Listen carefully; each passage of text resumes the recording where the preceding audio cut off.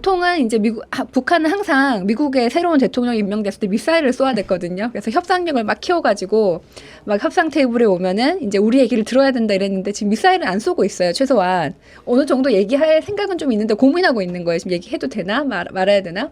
근데 이번에 한미 정상회담에 우리 미국과 한국이 보여준 시그널은 얘기해도 된다. 지금 한국과 미국이 다 얘기할 자세가 있고, 미국 같은 경우에는 앞으로 바이든의 대화 기조가 지속된다. 전 이걸 보면서 지금 북한이 지금 생각해야 되는 거는 이번에 앞으로 남은 게 문재인 대통령의 1년이 아니라 문재인 대통령 1년 플러스 남은 대통령 5년까지 6년에 대한 기조를 지금 얘기할 수가 있다. 그리고 우리가 이제 정권 재창출을 하게 되면은 그 기조는 이어진다.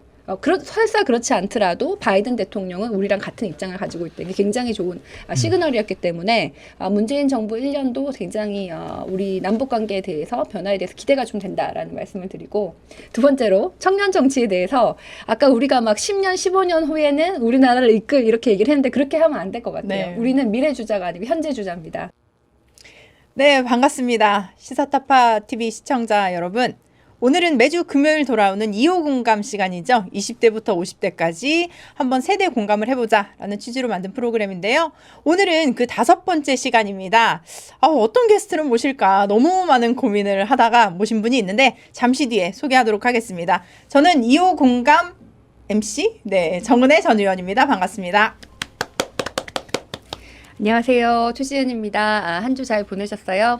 지난 한 주에 굉장히 많은 일이 있었던 것 같아요. 문재인 대통령께서 미국에 방문하셔가지고 백신을 포함해서 또 북미 관계라든지 다양한 현안들에 이제 큰 성과를 내시고 오셔가지고 또 최근에 우리 대통령 그리고 당 지지율이 좀 많이 올라가는 좀 오랜만에 좀 좋은 소식이 들리는 한 주였고, 또 그 외에도 여러 다사다난한 한 주가 있었습니다. 그동안 저희 4월 7일 서울 부산 선거 이후에 우리 지지자들이 조금 이렇게 민주당한테 좀 안타깝다 이런 분들이 다시 조금 웃을 수 있는 한 주였지 않나 이런 생각이 듭니다.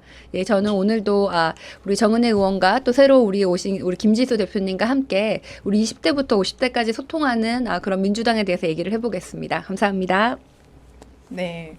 지난주는 한미 정상회담으로 굉장히 좀 뜨거웠던 것 같아요. 그래서 저 대통령님이 미국을 방문하시고 정말 너무나 극진한 대우를 또 받으시고, 그리고 과거에 우리가 항상 원조를 받던 나라, 어떻게 보면 미국에 항상 무엇을 해달라, 우리가 무엇을 해줄 테니 해달라, 약간 그런 좀 외교 관계가 있었다면 이번에는 우리가 당당하게 정말 큰 그릇을 품고 우리가 이것을 하겠다, 이렇게 하자라고 이렇게 주도하는 그런 모습을 보였던 한미 정상회담이 아니었나 싶습니다. 사실은 그 정상회담에서 논의된 그 결과를 보면 너무 많아서 제가 그 많은 그 내용들을 다 보기도 정말 버거울 정도로 뭐 안보 분야라든지 경제 분야, 이제는 과학 기술 분야, 여성 분야까지 너무나 다양한 그 한미 그 선언서가 있었더라고요. 그래서 설명서까지 정말 세세하게 디테일하게 나와 있는데, 이 부분에 대해서 한번 우리가 젊은 사람의 시각, 또 청년의 시각으로 한번 바라보면 어떨까라는 생각을 해봤습니다.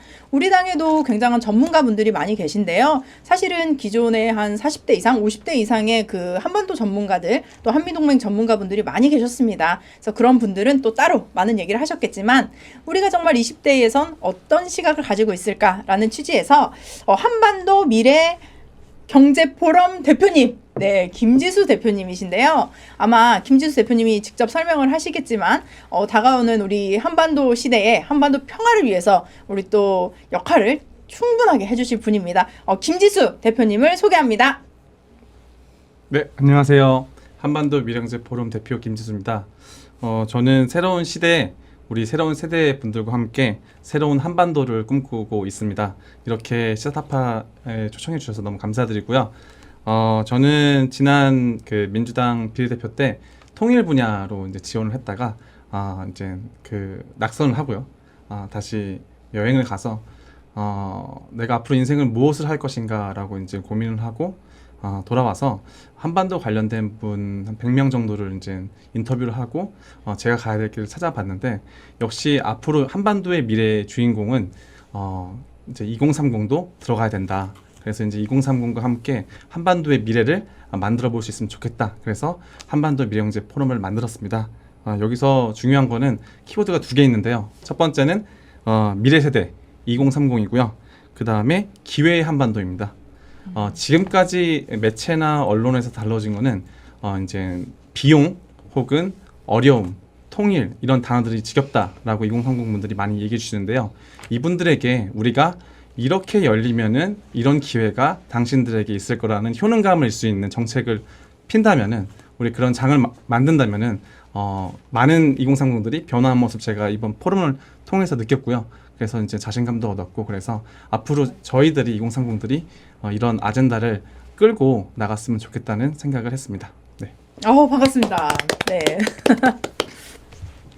네, 뭐 여러 가지 한 주 이제 우리 아까 한반도 미래경제 포럼에 대해서도 얘기를 했고 또 한미 정상회담에 대해서도 얘기를 했는데 일단 이제 한반도 미래경제 포럼이 어떤 일을 하는지도 좀 궁금하고요. 그다음에 이번에 한미 정상회담 관련해서는 어떻게 보셨는지 그 특별한 성과가 딱 보셨을 때 이게 가장 인상 깊었다라고 하는 부분이 있으신지 좀 알려주세요. 네. 그 첫 번째 질문은 이제 한반도 명제 포럼이 어떤 일을 하는가. 그 대한민국에 있는 2030에 있는 분들, 저희 이제 포럼에 참가하시는 분 90% 이상이 2030 분들입니다. 그래서 해외에 있는 분들, 뭐 네. 월드뱅크나 OECD에서 일했던 분들, 그리고 유엔에서 일했던 분들, 그리고 기업에서 일했던 분들, 대학생 분들부터 해가지고 우리가 한번 그 38선만 생각하지 말고 상상의 공간을 펼쳐가지고 우리가 한번 만들어보자, 기획해보자. 그래가지고 지금까지 아젠다와 다르게 탄소 중립 도시를 한번 만들어보자, 남북 미래 협력 도시를 한번 만들어보자, 한반도 백서를 한번 만들어보자. 이렇게 해가지고 그 젊은 친구들끼리 모여가지고 재밌는 아이디어를 내고 상상의 공간을 만들고 그걸 실현하자. 그래서 앞으로 미래의 한반도의 네트워크, 청년들 네트워크를 이제 만들려고 이제 노력을 하고 있습니다.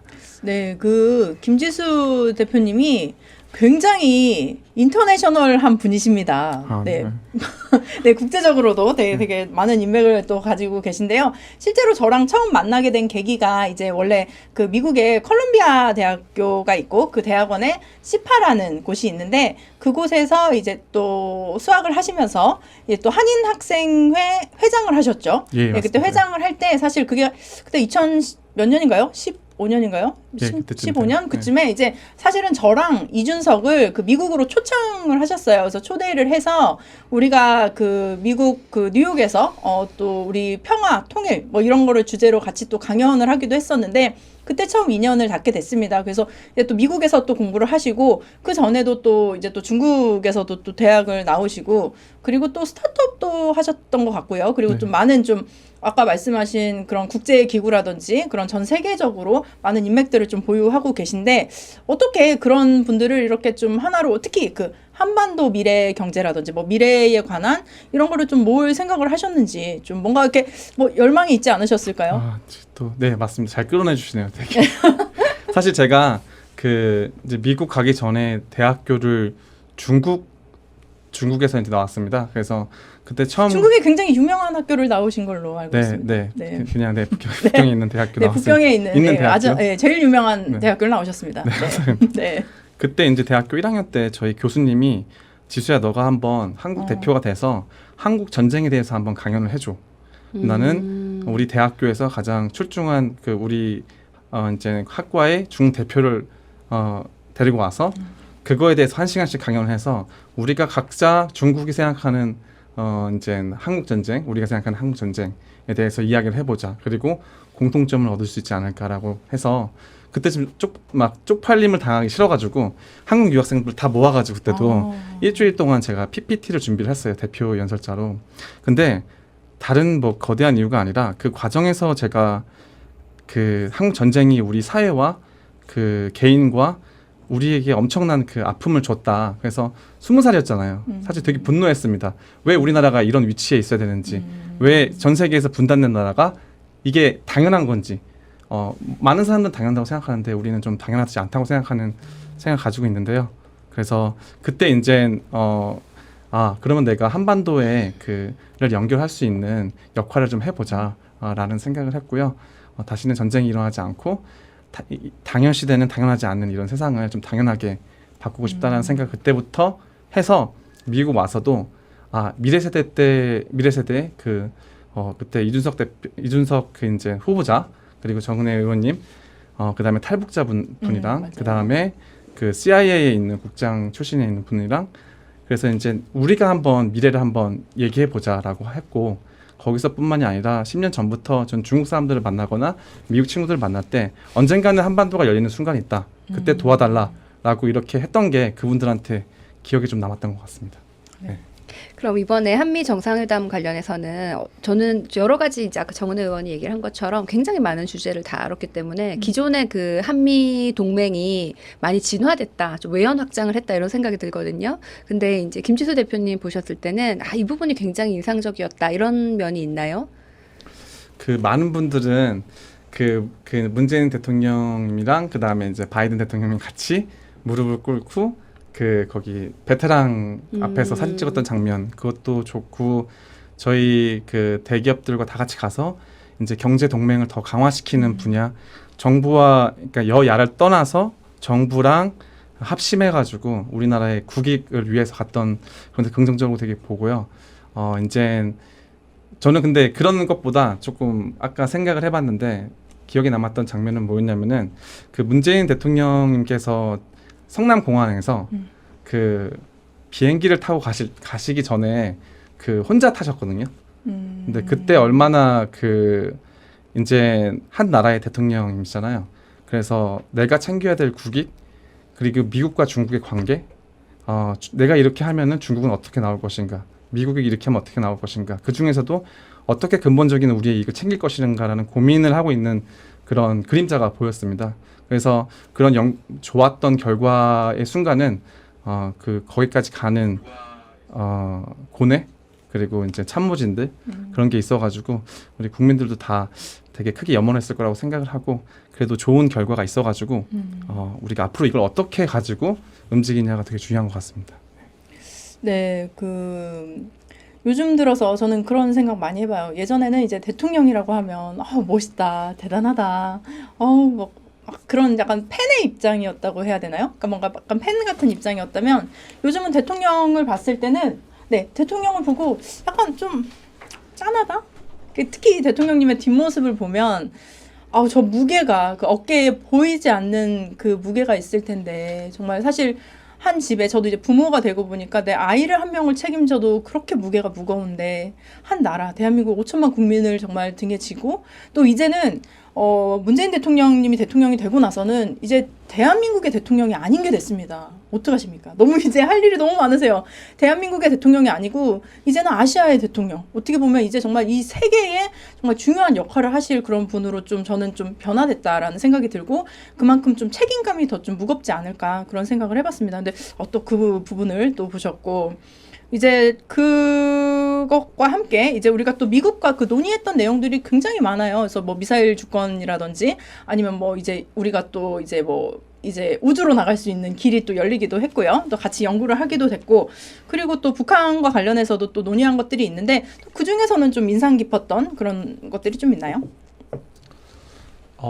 저는 그 문재인 대통령이 가시기 전에 그 미국 정권에서 북한에 어떤 전략을 세울 거라고 미리 이렇게 했던 거 그리고 국정원장들 다 모여가지고 얘기하고 이 조율이 됐다라는 거 저는 이 조율이 그러니까 하기 전에 되게 옛날 우리가 생각했던 미국보다 훨씬 더 가깝게 얘기를 할 수 있고 어떻게 보면은 우리가 이걸 통해서 미국을 통해서 이룰 수 있는 외교적 전략이 나올 수 있겠다라는 생각을 했습니다. 옛날에는 미국이 뭐 하면은 안 된다, 뭐 하면 된다 이런 그거에 갇혀 있었는데 저희 자체가 이번에는 뭐 5G나 이제 4차 산업혁명에 필요한 많은 우리 기업들이 가가지고 사실 미국이 지금 필요한 반도체와 이런 걸 공급하면서 우리는 또 북한과 관계에 대해서 우리랑 같이 협상을 하자, 얘기를 하자. 전 그렇게 얘기를 나왔을 거라고 생각을 하거든요.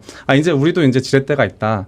더 이상 우리 미래 세대도 앞으로의 이제 대한민국도 이제는 미국과 중국이 어떻게 하라는 게 아니라 진정한 의미의 운전자론을 하기 위해서 우리 미래 세대가 실력을 쌓아야 된다. 그리고 고민을 많이 하고 더 이제 나가면은 훨씬 더 옛날 마치 제가 이제 생각했던 게 뭐였냐면은 그러니까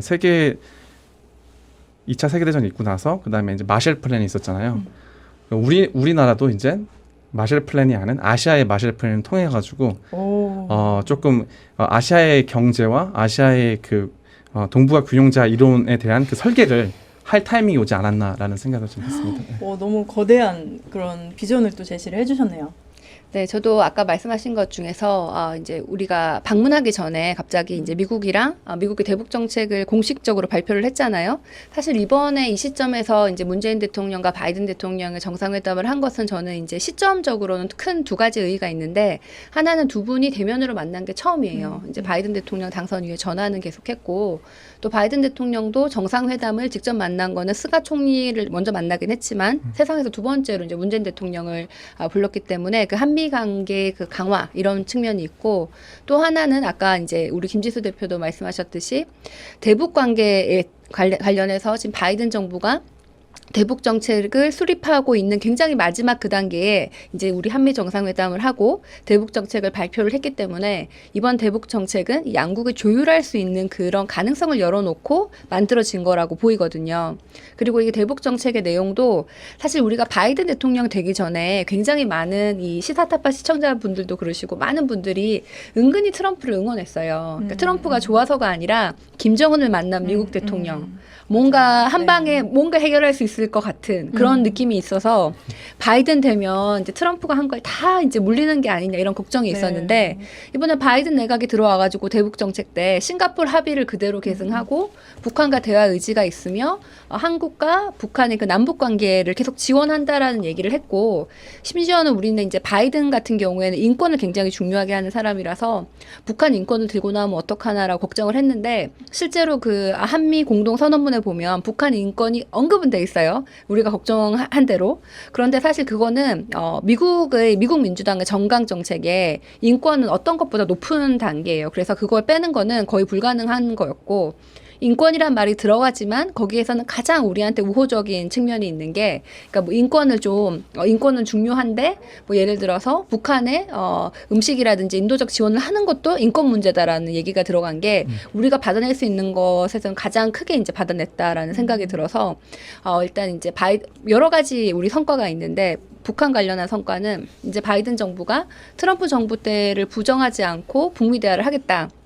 라는 거고, 두 번째로는 한국에 대한 엄청난 자율성을 인정을 해준 건데, 뭐 아까 얘기한 것처럼 이제 한국이 더 이상 끌려가는 그런 작은 나라가 아니라 굉장히 중심이 됐다고 하는 게, 사실 한미 공동 선언문에도 이런 게 있었던 것 같아요. 그 제가 정확한 워딩은 기억나지 않는데, 우리는 각 지역의 한 부분을 지배하는 그 중요한 축이다. 그래서 이제 한국과 미국이 각각 한 축인 거예요. 한국이 뭐 미국보다 낫다 이게 아니라 우리는 같은 전략적 파트너로서 각각 한 지역의 한 축을 담당하는 세계의 한 축이다라고 얘기를 했고, 저는 그게 굉장히 자부심이 있었고, 또 말씀하신 것처럼 한국에 대한 자율성이 굉장히 많았는데, 이제 지난번에 스가 총리가 방문을 했을 때 미일 공동선언을 또 발표를 했잖아요. 그리고 또 한미 공동선언을 발표를 했는데, 그 두 개를 보면 워딩이 너무 다른 게, 이제 우리가 문재인 대통령 갔다 오신 다음에 조중동에서 비판하는 게 한 두 가지 정도가 있는 것 같은데, 하나는 이렇게 중국을 이제 미국으로 완전히 올인한 거 아니냐, 그럼 중국한테 욕 먹지 않겠냐, 뭐 이런 얘기가 있고, 두 번째는 뭐 44조 투자하고 와서 뭐 백신 55만 개 겨우 가지고 왔냐, 뭐 44조 퍼주기, 뭐 미국에 돈 주기 뭐 이런 건데, 전 이 둘 다 말도 안 된다고 생각을 하는 게,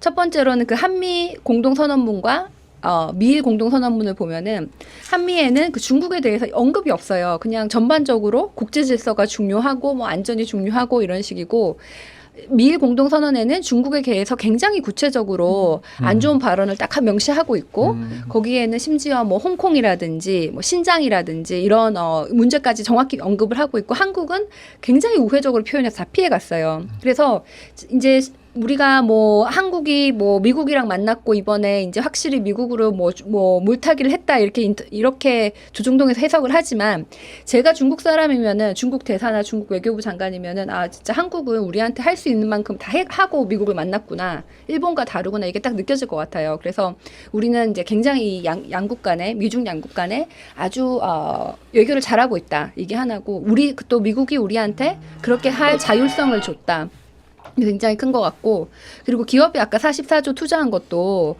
기업이 44조 투자한 거는 기업의 이익을 위해서 했지. 뭐 문재인 대통령이 너네 꼭 해. 뭐 바이든 대통령이 뭐 삼성한테 안 하면 안 돼라고 얘기를 한 게 아니라 기업의 이익이 되는 건데 그게 이제 우리나라의 국익이 그만큼 크고 반도체 분야에 투자를 해가지고 기업에도 이익이 되기 때문에 투자를 한 거고 대신에 그게 지렛대가 돼서 또 우리는 또 백신을 또 받아올 수 있는 거고 그러니까 한국이 이제 한미 동맹이 뭐 군사 안보를 넘어서 경제까지 확장됐고 한국이 그만큼 이제 중요한 파트너다 글로벌 파트너가 됐다라는 뭐 이런 의미가 있다고 생각을 합니다. 너무 되게, 길게 아니 되게 얘기했어요. 열변을 토하시네. 아니 되게 무슨 한편의 연설을 보는 것 같았어요.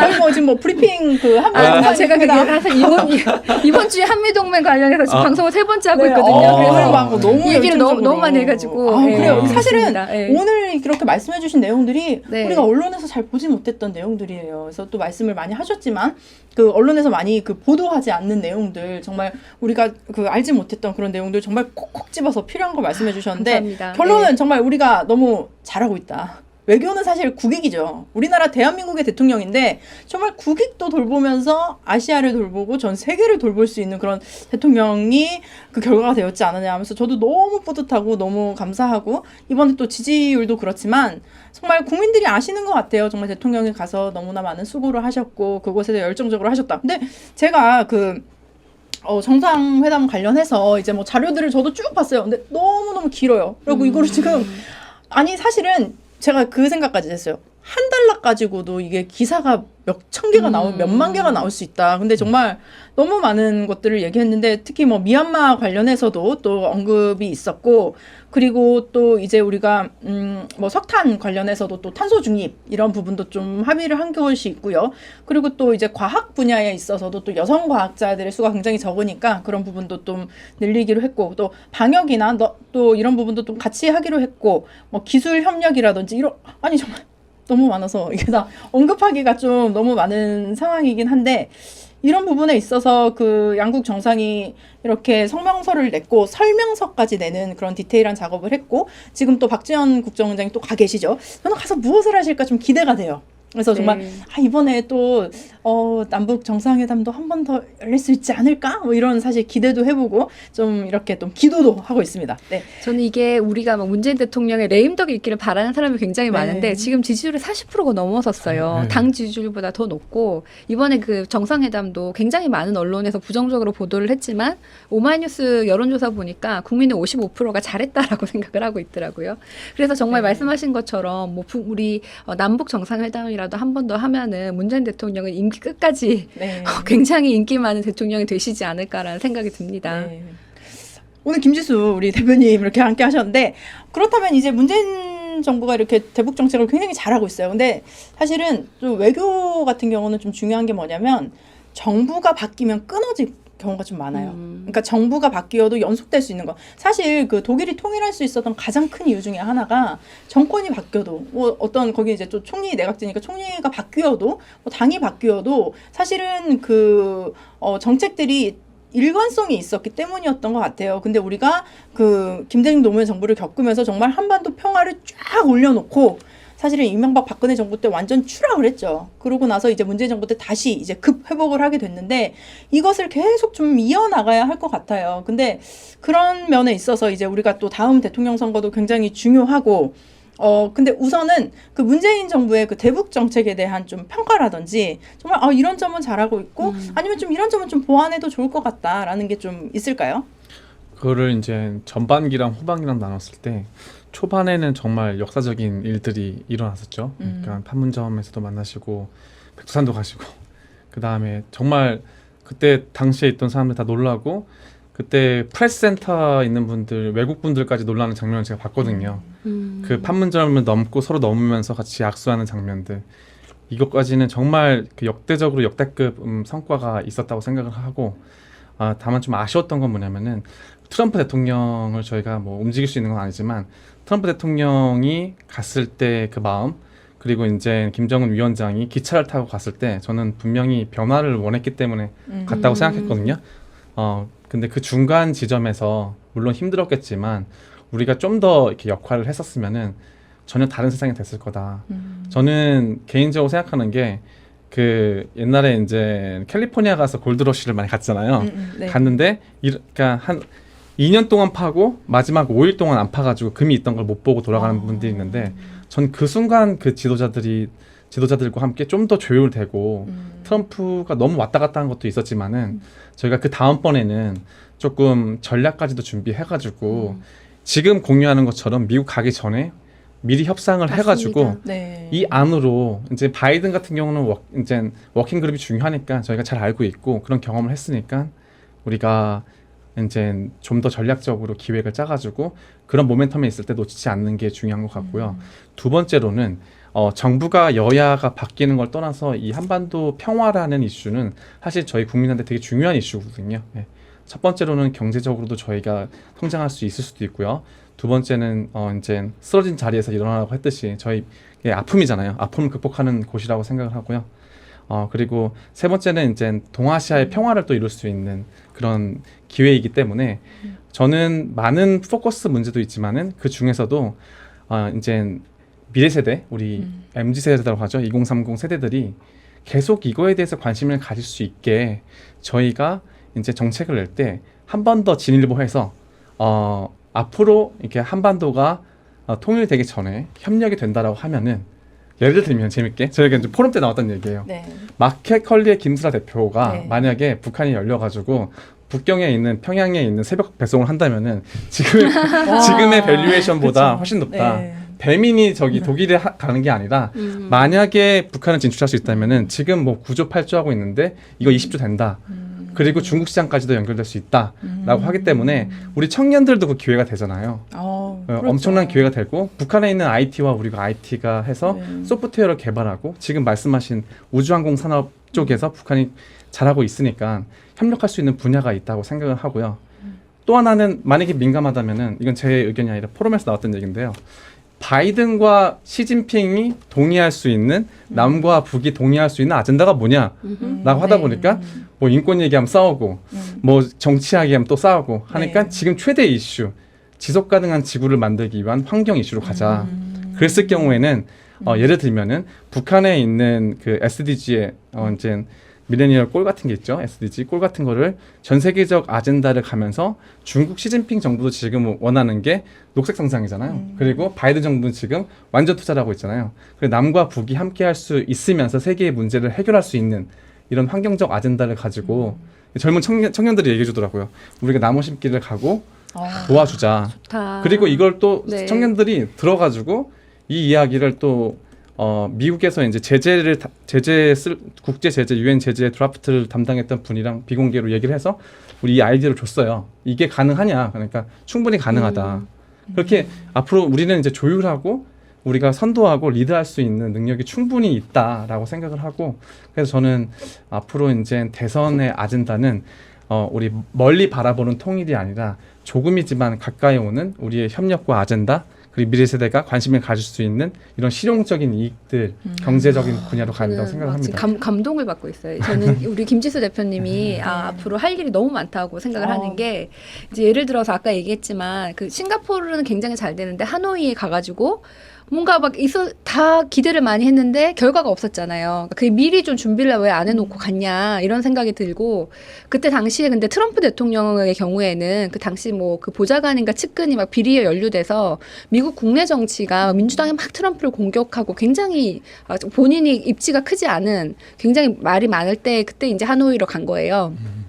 생각해 보면은 우리나라도 너무 이제 문재인 대통령한테 좀 몰빵한 경우가 있어요. 대통령이 가가지고 하시겠지. 훌륭한 대통령 이러는데 트럼프 대통령하고 문재인 대통령이 이렇게 만나서 하는 것뿐만 아니라 미국 민주당하고 한국 민주당하고 뭐 미리 얘기가 돼가지고 어느 정도 뭐 미국 뭐 공화당도 마찬가지고 트럼프 대통령이 만약에 미국 민주당한테 반대를 받고 있고 공화당의 지원을 못 받고 있으면은 우리 당이 미리 가가지고 거기에 있는 의원들을 좀 몇 명 좀 협력을 이끌어내고 이러면 트럼프 대통령도 뭘 하기가 좋은데 우리는 너무 지금 대통령에 몰빵하고 거기 하노이를 간 거예요. 그래서 우리나라의 공공 외교가 굉장히 부족하다. 그리고 정당 외교는 사실 없다. 이거 정말 제가 우리 당을 디스하는 발언을 해서 그렇지만은 우리 당의 국제국은 해외에 있는 호남 향후회가 아닌가 이런 자조 섞인 비판도 있거든요. 그래서 우리가 정말 우리 공공 외교를 정당 외교를 무엇을 했나 이런 생각이 드는데 지금 김지수 대표가 얘기를 하는 이런 한반도 미래 포럼 미래 경제 포럼에 지금의 이런 일들이 사실은 제가 생각하는 공공외교고 정당 외교고 이거를 이제 청년의 차원에서 정치권 밖에서 이걸 하고 있는 거잖아요. 그래서 이게 너무 앞으로 할 일이 많다, 중요한 일이라는 생각이 들고 또 아까 실용적으로 통일을 접근하는 게 저는 그게 이제 선배님들과 우리의 차이인 것 같아요. 그 우리는 거대 담론이라든지 우리 민족 이거보다도 통일을 하면 우리한테 이익이 된다. 그렇게 생각을 하고 청년들이 접근을 하는 경우가 많은데 거기에 대해서 아주 정확하게 대변을 해주신 것 같아요. 청년들이 생각하는 북한 문제에 대해서. 인터넷상에 그런 말이 있어요. 사실은 이게 좀 표현이 좀 그래서 제가 땡땡으로 처리하면 땡땡 총량 법칙이 있습니다. 그게 뭐냐면 땡땡이 뭘까요? 네, 민주당과 네. 그러니까 한국과 미국의 네. 대통령의 그 정권이 다른 정당일 때가 많았다는 거죠. 이제 맞아요. 김대중 노무현 정부 때는 부시가 대통령이었고, 그쵸, 그리고 그쵸. 이명박 말씀 박근혜 정부 잘해주셨네. 때는 네, 오바마 대통령이었고, 네. 근데 이번에 정말 역사적으로 우리의 민주당과 지금 미국의 민주당이 함께 만나는 그런 시기가 되었고, 사실은 문재인 정부가 1년 남았지만 그 이후에도 쭉 민주당이 이어져서 민주당 대 민주당, 그리고 보면 미국은 보통 한번 잘하면 또 재선을 또 하기도 하더라고요. 그래서 아마 8년 동안 바이든이 대통령이 되면 좋겠고, 그때 우리는 우리가 20년 또 정당? 네, 우리도 100 이제 100년 또 그 다음에도 정당? 정권을 네. 잡아서 이 외교 정책, 그 다음에 대북 정책이 좀 일관성을 유지하면 좋겠다라는 생각을 좀 해봅니다. 특히 그 의원 외교 뭐 이런 것도 말씀하셨는데, 저는 이번에 좀 긍정적으로 봤던 것이 그 낸시 펠로시 맞죠? 네, 그 하원 의장이 정말 너무나 많은 좀 환대를 해주셨어요. 제가 그 자리에 있던 분들한테 좀 얘기를 들어봤더니 되게 굉장히 웃고 막 화나고 너무 분위기가 좋았다고 하더라고요. 그리고 뭐 아시겠지만 그 자리에 한국계 의원을 초청했다는 것도 저도 굉장히 큰 성과라고 생각을 합니다. 이게 사실은 미국은 다인종 국가였기 때문에 다른 나라 정상이 왔을 때도 분명히 그 나라 출신의 그 나라 출신의 조상이 있는 그런 의원들이 있었을 거예요. 근데 매번 그렇게 예를 들면 다른 나라가 왔을 때 그 나라의 의원 출신 의원을 그렇게 모으진 않거든요. 근데 이번에 문재인 대통령이 갔을 때 한국계 의원 4분을 그 초청을 해서 함께 만나게 했다는 것. 그 낸시 펠로 그 의장님의 보좌진 중에 한국계 분이 또 있다는 그런 얘기도 있더라고요. 그리고 마지막에 막 하이힐을 신고 막 뛰어오셨다고 하더라고요. 그래서 막 원래 너무나 기억하시죠? 그 트럼프 뒤에서 종이를 탁 멋있게 찍으셨던 네. 그 모습이 기억이 남는데, 오히려 막 하이힐을 찍고 긴급하게 뛰어가서 그분이 문재인 80세가 대통령과 넘으셨죠? 네, 셀카를 찍으셨다는 이런 것도 네. 이런 게 굉장히 인간관계에선 그래요. 그러니까 너무 사소한 건데 이 사소한 것 하나가 정말 사람 마음을 움직이고 굉장히 그 친밀한 관계를 형성하는 데 저는 굉장히 중요한 역할을 한다고 생각합니다. 그리고 김지수 대표님께서 말씀하신 어떤 그런 실용적인 측면, 이런 것들이 사실은 2030 세대에게 우리는 한민족이고 같은 피를 나누고 있고 그래서 통일해야 된다 이런 식의 접근은 사실은 조금 어려울 것 같고, 말씀하신 대로 사실 통일이 됐을 때 사실 우리가 굉장히 요즘 20, 30대들이 이렇게 젠더 갈등이 굉장히 심하잖아요. 저 요즘 너무 걱정스럽긴 해요. 근데 물론 극우적인 그런 분들이 있겠지만, 극단적인 분들이 있겠지만, 사실은 저는 젠더 갈등의 가장 큰 요인 중에 하나가 파이가 작아졌다는 겁니다. 사실은 기성세대들에 비해서 우리의 그 2030 세대들이 누릴 수 있는 것, 그 똑같은 스펙으로도 누릴 수 없는 것들이 너무 많았고, 파이가 작아졌기 때문에 어떻게 보면 우리가 서로를 적대시하는 게 아닌가. 그래서 저는 이건 남성 여성의 문제가 아니고 어떤 우리 세대의 문제다. 그래서 우리 세대가 똘똘 뭉쳐야 된다는 입장인데, 실제로 우리가 북한에 당장 통일이 되지 않더라도 북한의 그런 말씀하신 마켓컬리라든지 배민이라든지 그런 아니면 스타트업들이 계속 진출을 하게 된다면 사실 또 새로운 일자리가 창출이 되는 거거든요. 그리고 특히 대한민국 청년들이 굉장히 많이 이제 또 공부를 하고 준비가 되어 있는 청년들이 많기 때문에 또 북한에 가서 북한에 있는 청년들에게 또 그런 기술도 알려주고 지식도 전달하고 그런 같이 교류를 할 수 있다면 정말 너무나 생각만 해도 상상만 해도 너무 좋은 것 같아요. 거기에 좀 더 추가를 하자면은 저 말씀 되게 동감하고요. 우리가 상상을 제가 이제 정말 아쉬웠던 게, 제가 북경 공항에서 북경에 있는 이제 공항을 가서 대한항공을 타면은 그 옆에 고려항공이 있습니다. 바로 옆에 있어요. 근데 제가 그 비행기를 못 타죠. 그 관계가 그런 것 따라서. 그런데 그때 이제 그리고 국제 회의를 갔었을 때 제가 북한 친구들이랑 같이 얘기를 또 하면 안 되고 연락처를 교환하면 이런 것도 있고, 하지만 그 발표하는 건 제가 들을 수는 있으니까, 제가 중국에 있는 대학교에 있었을 때는 이제 와서 이제 했던 이야기. 그 북한을 어떻게 보면은 그냥 북한 독재 정권 이렇게 바라보는 수도 있지만은 정말 중요한 거는 북한에 있는 저희와 같은 청년들이거든요. 사람이거든요. 거기도 사람이 살고 있고 거기도 음식이 있고 거기도 관광이 있고 패션도 있더라고요. 네, 그래서 이렇게 느꼈던 게 뭐냐면은 어떻게 보면 이게 잃어버린 우리의 반쪽을 찾는 과정이지 않을까. 그리고 아까 제가 초반에 말씀드렸던 것처럼 원래 당연하지 않았던 이 관계를 당연하게 하지만 실용적으로 갈 수 있었으면 좋겠다. 그리고 다음 정부의 대선 아젠다나 이게 한반도 평화와 통일 이런 것도 중요하지만은 어떻게 우리 2030과 함께 그들에게 개인적으로 다가갈 수 있는 정책을 할 수 있느냐. 예를 들면은 뭐 크게 통일하는 것보다 예를 들어서 남북 협력 도시를 접경 지역에 조그맣게 실험을 한다. 근데 스타트업들을 껴가지고 저희가 북한한테도 배울 게 많거든요. 사실은. 그리고 저희도 줄 수 있는 게 많고. 그래서 동반적인 관계에서 꼭 개성단이 아니어도 남한 쪽에 이런 이제 우리 대한민국의 뭐 파주나 이런 데다가 특별 특구를 만들어서 규제 프리존을 만들고 창업자들을 모이게 하고 우리가 도전도 할 수 있으면서 한반도에 대한 목표도 이룰 수 있는 그런 전략이 조금 필요하다라는 너무 좋은 것 생각을 했습니다. 같아요. 사실 우리가 그것을 북한에 하면은 대북 제재 때문에 막 못할 가능성이 많은데 파주에 하면은 할 수도 있을 것 같거든요. 북한에 이제 사람들을 좀 초청을 해야 되지만, 그러니까 우리나라의 개성공단 같은 걸 만드는 건데 우리나라와 북한의 노동력에 같이 되는 그런 거는 좀 오해하지 할 수 있지 않을까 이런 생각이 들고 여기서 저는 조금 다른 질문이 있습니다. 예. 김지수 대표님 보셨을 때 이런 이제 우리가 보는 그 북한에 대한 뭐 전망, 뭐 실용적인 뭐 대북 정책, 뭐 통일 이런 거를 제일 잘할 수 있는 대선 후보가 누굴 것 같으세요? 이게 특정 후보를 말씀하기 좀 어려우시면 뭐 당연히 이제 우리 네. 민주당이었겠지만 당연한 거지만 좀 곤란한 건가요? 아니 편하게 왜냐면 또 우리 북한에 대한 관심이 네. 많고 또 청년이고 정치인이고 그래서 궁금해요. 다른 분들의 생각은 어떤가. 이게 근데 이제 한 명을 말하기는 또 곤란할 수는 있는데 아니면 뭐 어떤 걸 기준으로 이 사람은 그 분야에 준비가 됐다 이렇게 생각하실 것 같아요. 그래서 안 그래도 저희가 좀 자연스럽게 넘어가려고 했던 질문이 다음 대통령 선거가 이제 1년도 남지 않았는데 그 중에서 이제 2030 우리가 바라보는 아니면 우리에게 정말 이익이 될 수 있는 어떤 실용적인 그런 대북 정책이라든지 대미 정책이나 그런 외교 정책이 무엇일까? 막 고민을 많이 해보셨을 것 같아요. 아까 뭐 잠깐 또 얘기를 해주시긴 했지만 이거 지금 이 자리에서 말한 것들 정말 정책으로 정말 이어질 수 있을 것 같습니다. 그래서 그런 고민하셨던 내용들 좀 얘기해 주시면 좋을 것 같아요.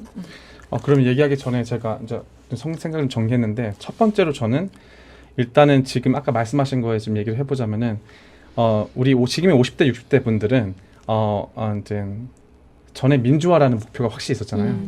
판을 만들고 이뤘잖아요. 그렇죠? 훌륭한 부분이라고 생각합니다. 산업화도 이뤘잖아요. 목표가 있었고 그걸 이뤘습니다. 그 다음 세대의 우리의 그러면 넥스트 아젠다가 전 대선 아젠다라고 생각을 하고요. 저는 그것 중에 하나가 되게 중요한 게 우리가 직접적으로 주도해서 만들 수 있는 판이 저는 한반도라고 보고 있습니다. 멋있어요. 우리 세대 때 해야 되는 일이라고 생각을 맞습니다. 하고요. 우리의 일이라고 생각하고 그리고 우리가 거기서 충분히 그 판을 만들 수 있는 대선 주자들의 그 공약이 나와 있다고 생각을 합니다. 그냥 뭐 인기가 있다. 저는 이런 거 좀 안 믿습니다. 인기가 있고 말을 잘하는 그 정치인보다 그 정책 안에서 이게 국민들한테 결국 정치는 국민들이랑 같이 함께 가야 되거든요.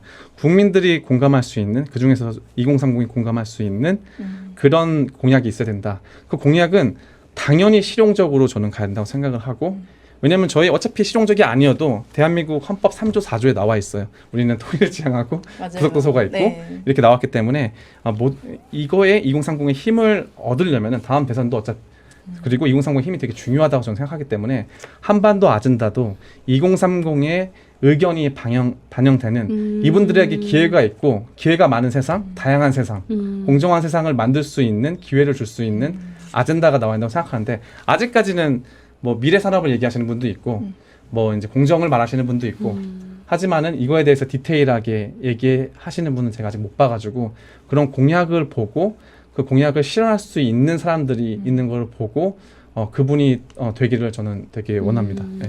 좋습니다. 네. 과거에 김대중 대통령께서 삶의 질을 많이 말씀하셨대요. 근데 당시에 사실 우리가 어떻게 보면 먹고 살기도 좀 어려운 시절인데 그 시절에 삶의 질이 중요하다. 삶의 질. 그 단어를 너무 자주 쓰셨다고 합니다. 말씀하신 대로 과거에는 우리가 산업화 세대였고 또 민주화 세대였다면 지금의 청년들은 무엇을 원할까? 정말 사실 너무나 많은 뭐 부를 갖는 걸 원할까? 아니면 뭐 어떤 걸 원할까? 했을 때 사실은 저는 삶의 질이라는 측면, 그러니까 한 사람 한 사람이 그 독립된 인격체로서 내가 정말 태어나고 죽을 때까지 대한민국 국민으로서 정말 그 삶을 누릴 수 있는 거, 내가 정말 태어난 게 감사하다, 내가 살아있는 게 감사하다, 이거를 느낄 수 있어야 될 것 같아요. 그러기에는 사실은 지금 우리 대한민국은 많이 저는 좀 좁다고 생각합니다. 정말 진짜 한반도의 평화를 이끌어 나가고 그 한반도의 평화가 정말 세계까지 이어질 수 있는 그런 길을 만들어야 되는데, 그러기 위해서 아마 다음 대통령 이제 후보님께서도 각각 지금 캠프에서도 그런 정책팀이 있을 거예요. 근데 지금 사실 워낙 대한민국이 좀 살기 어렵다 보니 또 코로나도 있고 너무 양극화도 심하고 해서 대한민국에 이제 국민들이 살기 좋은 그런 정책들을 많이 고민하고 계신 것 같아요. 근데 제 생각에도 지금 김지수 대표님이 각 캠프 한번 도셔야겠어요. 이렇게 정말 지금 있는 그 아이디어를 가지고 정말 그 각 캠프에 얘기를 하고, 그리고 또 우리가 사실은 경선이 끝나고 나면 또 아름다운 화합으로 가야지 않겠습니까? 그래서 경선이 끝나고 났을 때는 그 우리 당에서 또 총괄적으로 정책을 또 합니다. 그래서 아마 그때도 지금 말씀하셨던 이 아이디어들을 좀 페이퍼로 정리가 되어서 좀 정말 대선 공약으로, 이게 사실 공약이라는 게 굉장히 중요하거든요. 그 대통령이 되었을 때 그 공약이라는 그 진짜 단어 하나로 지켜야 할지 안 지켜야 할지가 정해지기 때문에 대선 공약으로까지 좀 진행이 되면 좋겠습니다. 지금 댓글에 지금 보면 김지수 대표님 멋지다. 뭐 미래가 밝다, 적극 공감한다, 뭐 이런 얘기도 많이 하시고 지금 김지수 대표님을 굉장히 많이 이렇게 또 좋게 평가해 주시는 분들이 많이 있는데요. 자연스럽게 우리가 좀 우리 당의 미래, 우리 당의 청년들에 대해서 좀 논의를 해보고자 합니다. 사실은 오늘 그 국민의힘에서는 이준석 그 전 비대위원이 이제 1위로 경선을 통과했죠. 41%로 이제 그 5명 이제 컷오프가 됐는데, 그 뒤에 이제 뭐 나경원, 주호영 뭐 이렇게 되는 것 같은데, 실제로 2030들의 지지를 굉장히 많이 받았어요. 그리고 이제 뭐 당대표 선거가 6월 11일인데 그때 뭐 좀 결과를 좀 지켜봐야겠지만, 지금 어느 정도 뭐 이준석 전 비대위원의 바람이 불고 있다라는 거는 뭐 인정할 수 있는 뭐 그런 사실인 것 같습니다. 그렇다면 우리 당의 미래, 우리 당을 이끌어 나갈 청년들은 바로 누가 있을까? 뭐 이런 고민도 좀 하게 되고요. 사실은 이번에 지난주에도 얘기를 드렸지만 이동학 그 최고위원이 이제 지명직으로 다음 주부터 활동을 하게 됩니다. 공식적으로 활동하게 되고, 이동학 최고위원 같은 경우는 저희가 6월 중으로 좀 이 자리에 모실 예정인데요. 그분은 또 이제 쓰레기책이라는 책을 내서 이제 또 환경 운동을 하셨는데, 아까 말씀하신 대로 앞으로 뭐 대한민국의 미래, 아시아의 미래로 봤을 때는 환경 문제 굉장히 중요하죠. 그래서 그 부분도 같이 좀 나눌 수 있을 것 같습니다. 근데 이제 우리 당을 보면 지금 586 세대들이 이제 선배님들께서 민주화를 이루셨고 지금 또 중요한 역할을 많이 하고 계신데, 사실은 그 이후에는 그 세대들이 좀 보이지 않아요. 그 이후에 가장 중요한 게 뭐냐면, 이번에도 누가 됐던 간에 우리 당의 후보가 대통령이 되고 나서 사실은 저는 그 전부터 그 다음 대선 후보가 있어야 된다고 생각을 합니다. 그래서 계속 이어가서 국민 여러분들이 생각할 때 다음에도 민주당이지. 누가 해도, 왜냐면 민주당 사람이 그 민주당의 그 노무현의 가치와 철학을 계승할 수 있는 사람이라고 생각할 수 있으니까요. 그렇기 때문에 이게 한 번에 뜨고 뭐 한 번에 성공한 리더가 아니라 그 세대를 계속 자연스럽게 물 흐르듯이 이뤄갈 수 있는 그런 리더들이 계속 탄생이 돼야 되는데, 두 분은 좀 궁금해요. 뭐 우리 당의 뭐 청년들의 현실이라든지 현주소라든지, 그리고 대한민국의 미래를 위해서 또 뭐 그런 고민들 뭐 하시면 뭐 좀 말씀해 주실까요? 제가 사실 이제 이준석 지금 그 당대표 후보랑 영어 토론을 몇 번 한 적이 있어요. 그 라디오 방송인데 같이 이제 영어로 막 디베이트를 할 때가 있었어요. 그래서 끝나고 같이 차를 마신 적이 있는데, 차를 마시면서 아니 내가 막 이준석 그때 그 당시에는 이제 지금은 당대표 후보지만 그 이준석 청년분한테 아니 왜 젊은 사람이 왜 그 당에 갔냐, 아니 민주당 우리 당에 왔으면 잘 됐을 텐데, 이렇게 얘기를 했거든요. 근데 지금 보니까 만약에 이준석이 우리 당에 왔으면은 당대표 후보가 안 됐을 것 같아요. 사실 저는 우리 당은 그냥 이게 한편으로는 우리 당은 다양성을 포용하고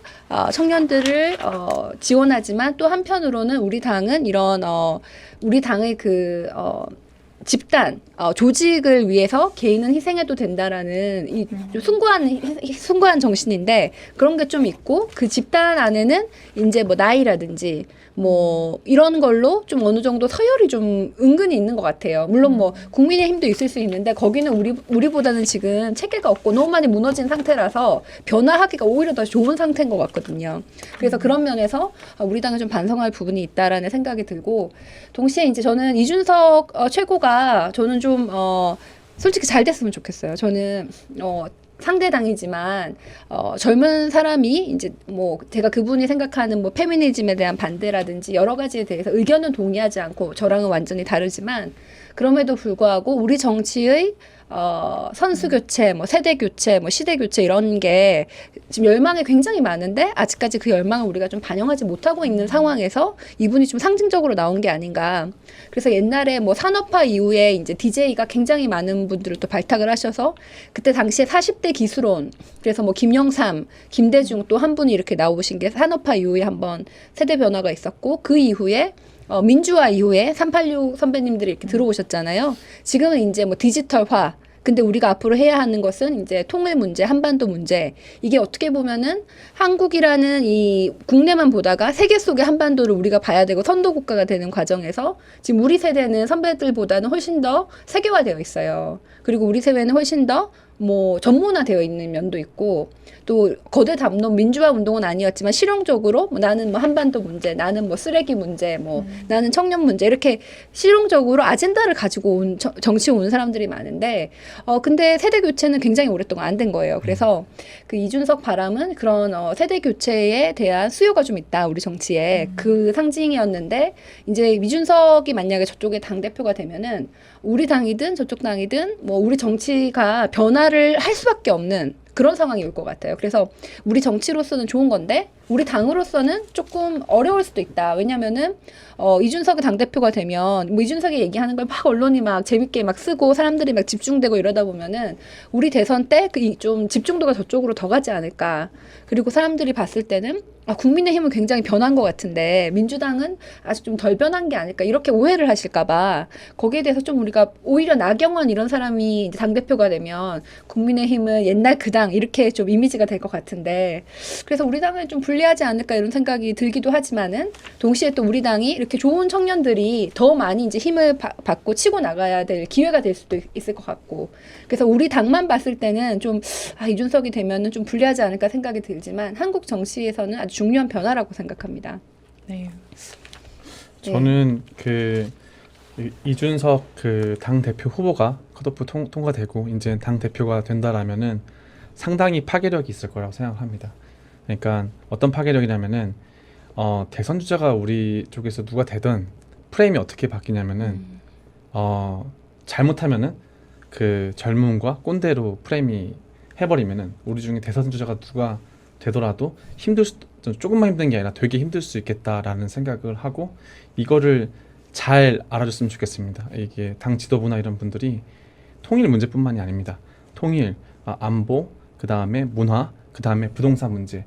결국 정치는 저는 국민을 이해하는 데서 시작한다고 생각하거든요. 이 국민을 이해하고 미래 세대를 이해하는 그런 것 소통을 많이 하면서 지금에 있는 많은 저희 청년 정치인들이 있잖아요.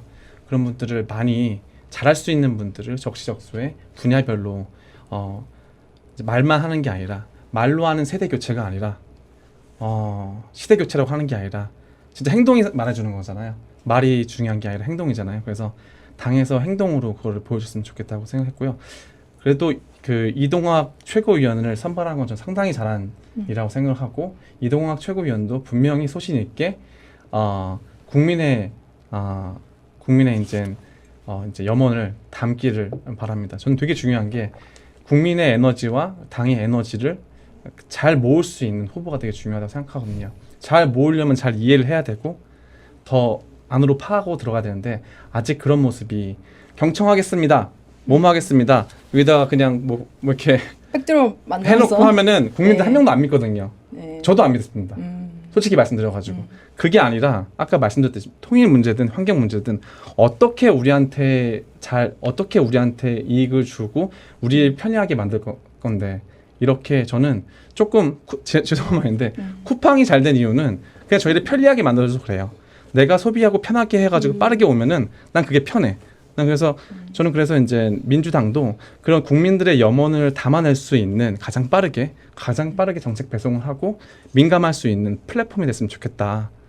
그렇게 하고 굉장히 좋은 말이에요. 결정을 해야 한다고 네. 생각을 과감하게 해야 된다고 생각합니다. 사실은 뭐 나이가 어리다고 젊고 나이가 많다고 늙고 뭐 사실 그런 건 아닙니다. 왜냐면 그 우리 김대중 대통령 같은 경우도 70세에 이제 대통령이 되셨지만 너무나 젊은 생각을 가지고 있었어요. 우리가 인터넷 강국이 되었고 그리고 창업도 많이 하게 됐고요. 그래도 굉장히 스마트한 나라로 변화가 되었죠. 그렇기 때문에 젊은 생각을 가진 사람이 또 개혁적인 사람이 당을 이끌어 나가야 하고 대한민국을 이끌어야 한다. 왜냐면 결국엔 그게 미래 세대를 위한 것이고 대한민국의 나중에 우리의 후손들을 위한 것이기 때문에 좀 굉장히 중요하다고 생각합니다. 그런 면에서 뭐 이준석 전 비대위원이 이제 뭐 1위를 달리고 있는 건 긍정적으로 볼 수 있지만 정말로 그 후보가 가지고 있는 생각이 젊은 건지 젊은 사람을 이용하고 있는 건지 아니면 정말 그냥 나이만 어린 건지 아니면 정말 나이도 어리고 뭐 생각도 깊고 뭐 우리를 이어갈 수 있는지 뭐 이런 것들은 조금 더 지켜봐야 할 것 같아요. 그거는 이제 그 당이 어떻게 변화하느냐에 따라서 달릴 것 같고 실제로 본선에서는 그 지역의 그 당원 조사가 70 그리고 여론조사가 30이라고 합니다. 근데 국민의힘 같은 경우는 당원에 있어서 50대 이상의 비중이 굉장히 많습니다. 실제로 20대 당원이 거의 존재하지 않고 그렇기 때문에 그 당원 투표라든지 뭐 그런 결과들을 봐야 하는데 일단은 뭐 그 이슈는 그 이슈대로 두고라도 이제 우리 당을 좀 봤을 때 우리 당에도 정말 보석 같은 청년들이 많이 있어요. 제가 2호 공감을 하면서 항상 하는 얘기지만 이 2호 공감 벌써 지금 5회를 진행했는데 여기에 출연한 청년들이 지금 이제 원래는 한 10년, 20년 뒤에 대한민국을 이끌어 나갈 거라고 생각했는데 아마 한 1, 2년 뒤에도 대한민국을 이끌어 나갈 수 있지 않을까라는 생각을 해봅니다. 그래서 저는 그전부터 주장을 했던 것이 당에서 청년을 키워야 한다.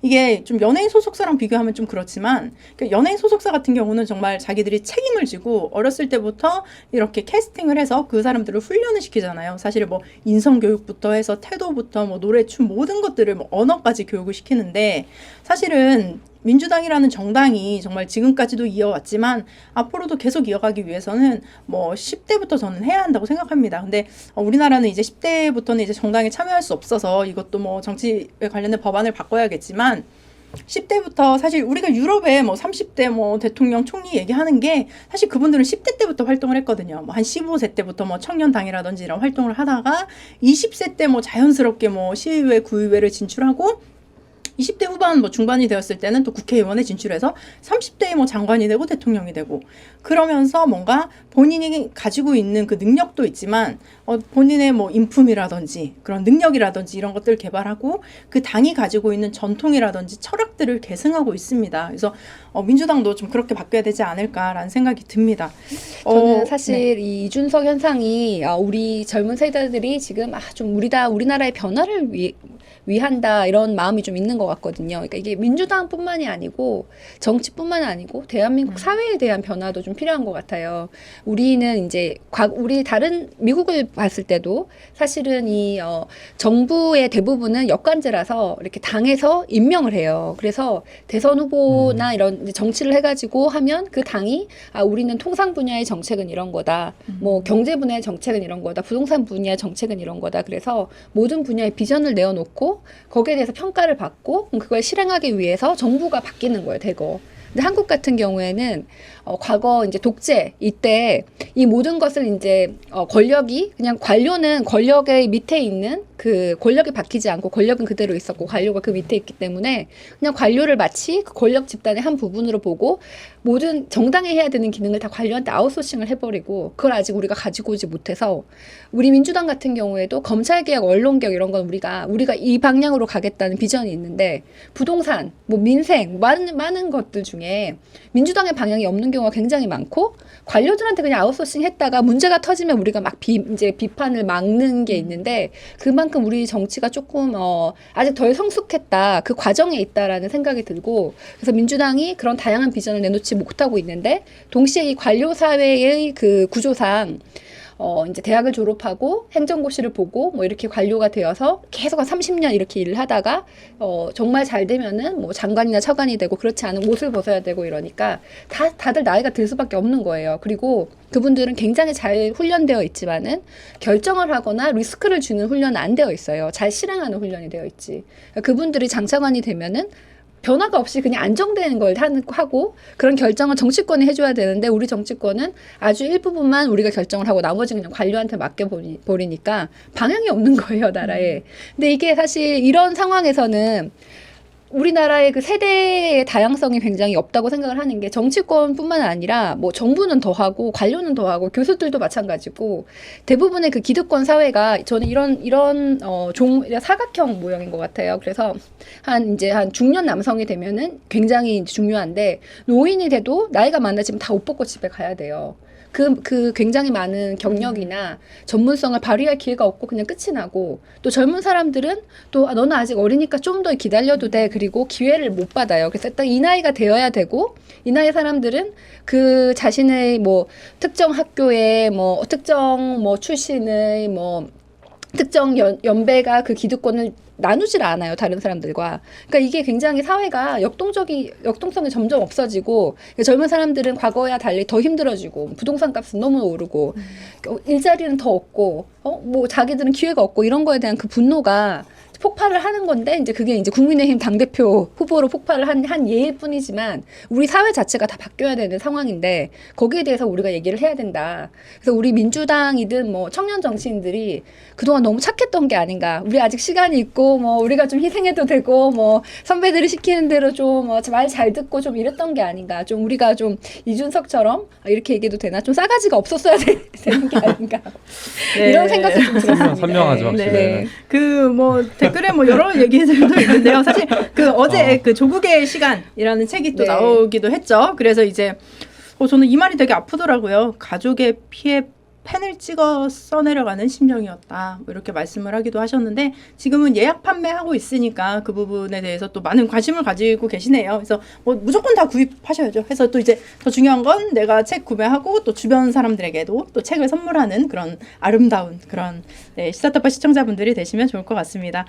그리고 이제 하나 좀 저는 말씀드리고 싶은 게 이제 백신 우리 예약을 하잖아요. 근데 지금 보면 어르신들이 좀 백신 기피가 좀 많으세요. 근데 실제로 백신을 60대 이상도 맞으면 90% 정도 그 예방이 되고 사실은 사망률은 거의 100% 막는다고 합니다. 그래서 그 어르신들 이제 잘 이렇게 어플로 신청하기도 어려우시잖아요. 그러니까 어르신들이라든지 그 시기에 맞는 백신을 신청해야 안 그러면 1년을 기다려야 된다고 해요. 그러니까 그런 것들 좀 많이 지켜주시고 또 우리가 또 자녀 백신도 많이 하잖아요. 그래서 좀 자녀 백신도 신청을 하시면 좋을 것 같습니다. 마지막으로 저희가 김지수 대표님의 좀 꿈을 한번 좀 들어보고 싶어요. 그래서 네. 오늘 제가 네이밍을 한 게 김지수의 꿈. 그래서 네, 오늘 이렇게 나와주셨는데 사실 시청자분들이 굉장히 좋아하시는 것 같아요. 그래서 우리 당의 미래라든지 정말 대한민국의 미래 이런 것들도 되게 좀 밝게 보시는 것 같습니다. 그래서 2호 공감 프로그램이 정말 너무 좋은 것 같아요. 그래서 우리 프로그램 통해서 정말 이런 청년분들이 많이 발굴이 되고 그래서 좀 세상에 많이 알리는 계기가 되면 좋을 것 같습니다. 마지막으로 김지수의 꿈을 얘기해 주시고 시청자 여러분께서는 김지수의 꿈이 좋았다 라고 생각하시는 분들은 파란색 하트를 오늘은 우리가 또 한반도 그 모양이 되어 있는 이모티콘은 아마 없을 거예요. 그렇죠? 그러니까 그냥 파란색 하트를 남겨주시면 오늘 김지수 대표님의 얘기를 우리가 잘 들었구나 라고 생각을 하겠습니다. 꿈에 대해서 말씀해 주세요. 또 제가 그렇게 거창한 꿈은 없는데 어쨌든 그 아까 초반에 제가 말씀드렸는데 저희가 이 100명의 인사분들을 만나고 내가 가야 할 길이 어떤 목적과 그치기보다 저는 되게 중요하게 생각하는 게 여행을 하면서 느꼈던 게 내가 가지고 싶은 권력의 크기보다 내가 만들고 싶은 세상의 공동체에 대한 크기가 더 커야 된다. 그러려면 공부가 되고 준비가 돼야 된다는 생각을 하거든요. 그래서 이 포럼을 진행하면서 많이 이제 2030들을 이해하고 그 한반도의 미래를 조금이나마 촉진시킬 수 있는 역할을 한다면은 저는 거기서 만족하겠고요. 그러면 그리고 또 하나는 아까 말씀하셨듯이 좀 우리 당에 있는 훌륭한 분들이 많습니다. 또 훌륭한 청취자분도 많으시고 이런 분들의 의견을 잘 받아가지고 이상을 실현시킬 수 있는 이런 분들이 나중에 잘 될 수 있게 그러니까 링커 역할을 조금 하고 싶습니다. 그분들이 지금 시대에는 변하고 있는데 세대가 그 시대를 타지 못하고 있거든요. 그러니까 이 세대가 이 시대에 탈 수 있는 거는 서로 같이 공유하고 비전을 옛날의 민주화 이런 건 아니지만 국민의 행복을 위해서 개인의 행복을 위해서 우리가 어떤 플랫폼이 될 것이고 어떤 전문성을 가지고 연합을 해가지고 더 좋은 세상을 만들 수 있을까라는 고민을 저부터 하고 같이 제 주위에 있는 분들부터 도와드리고 꼭 당대표 나중에 꼭 하시고 두 분 네. 그런 입장에서 네, 손을 들으셔야지 됩니다. 네, 네, 저는 너무 부족하고 저는 그 연결시키는 역할을 이렇게 했을 때 되게 기분이 좋고 되게 희열을 느낍니다. 그래서 이분들이 잘 되는 모습들을 볼 때 되게 희열을 느껴가지고 다 같이 이런 의견들 시사타파에 있는 분들 그리고 국민의 염원을 담을 수 있는 플랫폼들이 많이 있으니까 우리 당 지도부 여러분들께서도 진심으로 그냥 요청드리는데 정말 세상을 바꾸고 싶은 마음을 우리 2030과 그리고 전부는 아니겠지만 함께 이야기하면서 역동적으로 세상을 만들어 보면은 좀 더 괜찮지 않을까 그렇게 생각됩니다. 감사드립니다. 네, 감사합니다. 이야. 지금 막 하트가 도배가 돼 있는데 저 사실 우리가 이호공감하면서 제가 생각에는 지금 하트가 제일 많은 것 같거든요. 오늘. 그래요? 네, 그래서 되게 시청자분들께서 굉장히 많이 공감을 하신 것 같습니다. 오늘 공감 성공이네요. 네. 감사합니다. 네. 네, 오늘 이렇게 다시 한번 와주셔서 감사합니다. 또 네. 저는 두 가지 말씀을 드리고 싶은데요. 우리가 이제 한미 정상회담으로 시작을 했으니까 저는 사실 제가 만약에 북한의 뭐 외교부 장관이라든지 북한의 정치인이라면은 지금 내가 지금 문재인 대통령과 얘기를 하면 될까 좀 걱정이 됐을 것 같아요. 1년밖에 안 남았고 조금 있으면은 한국은 이제 지도부가 바뀌는데 그래서 이제 걱정을 했을 것 같은데 갑자기 바이든이 왔는데 보통은 이제 북한은 항상 미국의 새로운 대통령이 임명됐을 때 미사일을 쏘아댔거든요. 그래서 협상력을 막 키워가지고 막 협상 테이블에 오면은 이제 우리 얘기를 들어야 된다 이랬는데 지금 미사일은 안 쏘고 있어요. 최소한 어느 정도 얘기할 생각은 좀 있는데 고민하고 있는 거예요. 지금 얘기해도 되나 말아야 되나? 근데 이번에 한미 정상회담에 우리 미국과 한국이 보여준 시그널은 얘기해도 된다. 지금 한국과 미국이 다 얘기할 자세가 있고 미국 같은 경우에는 앞으로 바이든의 대화 기조가 지속된다. 저는 이걸 보면서 지금 북한이 지금 생각해야 되는 거는 이번에 앞으로 남은 게 문재인 대통령이 1년이 아니라 문재인 대통령 1년 플러스 남은 대통령 5년까지 6년에 대한 기조를 지금 얘기할 수가 있다. 그리고 우리가 이제 정권 재창출을 하게 되면은 그 기조는 이어진다. 설사 그렇지 않더라도 바이든 대통령은 우리랑 같은 입장을 가지고 있다. 이게 굉장히 좋은 시그널이었기 때문에 문재인 정부 1년도 굉장히 우리 남북관계에 대해서 변화에 대해서 기대가 좀 된다라는 말씀을 드리고 두 번째로 청년 정치에 대해서 아까 우리가 막 10년, 15년 후에는 우리나라를 이끌 이렇게 얘기를 했는데 그렇게 하면 안 될 것 같아요. 네. 우리는 미래 주자가 아니고 현재 주자입니다. 그래서 좋습니다. 당장 오늘부터 우리가 지금부터 싸가지가 좀 없어져야 되는데 네, 그렇게 얘기를 하면 개혁을 예, 좀 순화해서 네. 얘기를 하면 네. 저는 우리 김지수 대표님이 청년들의 플랫폼이 되겠다고 그랬잖아요. 네, 플랫폼으로서 또 대표로서 또 이렇게 함께 하는 것이 굉장히 든든하고 사실 우리 2호 공감에 나오신 분들만 이렇게 모아도 네. 정말 저는 민주당이 너무 더 좋은 모습이 많이 보일 것 그쵸? 같거든요. 네. 그래서 오늘 너무 나와주셔서 감사드리고 지금까지도 여러 번 김지수 대표님은 사실 저를 옛날에 인터뷰하러 왔었어요. 그 백인의 책에 그 백인 중에 한 분이세요? 백인 중에 네, 반갑습니다. 그리고 저한테 클럽하우스를 초대장을 보내주셨어요. 그 귀하다는 클럽하우스 초대장. 귀하다는 클럽하우스에 저도 아직 못 받았는데요. 네. 제가 초대를 하겠습니다. 네. 그래서 항상 이제 뜻이 같은 세상을 바라보는 관점이 비슷한 그런 동지라고 생각을 하고 앞으로 이제 우리 정치에서 김지수 대표님의 큰 역할을 저는 기대하겠습니다. 너무 감사합니다. 그래서 오늘 또 방송을 또 마쳐야 하는데요. 시청자분들께서 중간중간에 이렇게 채팅을 남기시는 게 저에게 굉장히 힘이 됩니다. 그리고 특히 2호 공감 같은 우리 프로그램은요. 시청자분들께서 저희가 댓글을 사실 다 읽고 있거든요. 그렇기 때문에 민주당 청년 또 민주당의 미래에 바라고 싶은 점을 좀 적어주시면 그 부분은 저희가 정당에 또 캠프에 그렇게 전해줄 수 있을 것 같아요. 그래서 그런 답답한 마음들 그런 거 우리 댓글로 한번 소통하고 얘기해 주시면 저희가 꼭 전달을 하도록 하겠습니다. 네, 오늘 저는 너무 의미 있었고 즐거웠고 앞으로도 이 흐름이 계속 좀 이어졌으면 하는 바람이 있습니다. 그래서 여러분들과도 함께 소통하면서 나아가면 좋겠습니다. 네. 네, 여러분 감사합니다. 저희 2호 공감 다음 주에도 또 좋은 모습으로 찾아뵙겠습니다. 감사합니다. 고맙습니다. 네.